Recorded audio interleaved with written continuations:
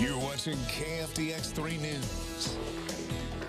Welcome back. I'm Josh Hogger, digital reporter for Texomashomepage.com. And from the stories happening somewhere on the other side of the country that are piquing your interest to the stories happening right here at home that have you running to the comments.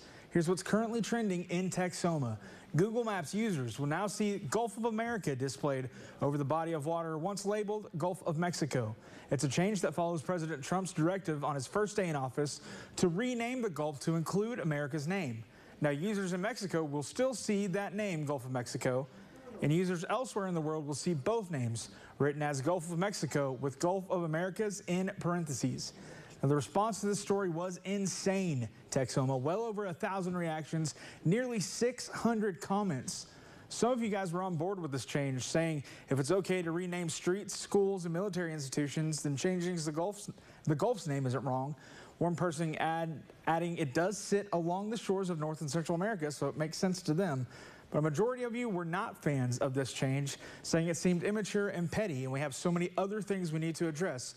Speaking of, one of you added, we're still waiting for those cheaper grocery prices, though that's you and me both now at that point.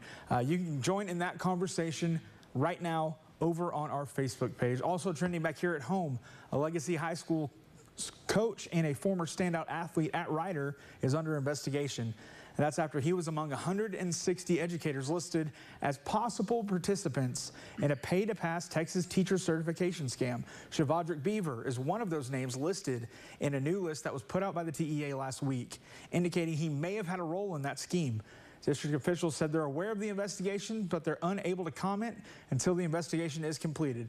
The story also turned a lot of heads. Over almost 190 reactions and nearly 250 comments in just a few hours, kind of like these. Investigate and clear or terminate, whichever is warranted. A solid reminder that even a person under investigation is not automatically guilty until they are proven so. Now, we're going to see how this investigation plays out. Of course, you can follow along and read the latest updates over on Texoma's homepage. And a new study says for those looking for a place to settle down after they retire, there may be a perfect spot right here in Texoma. According to Retirement Living, Wichita Falls was the third best city for retirees in the state of Texas based on percentage of seniors, medium home sale prices, medium rent, poverty rates, and sales taxes.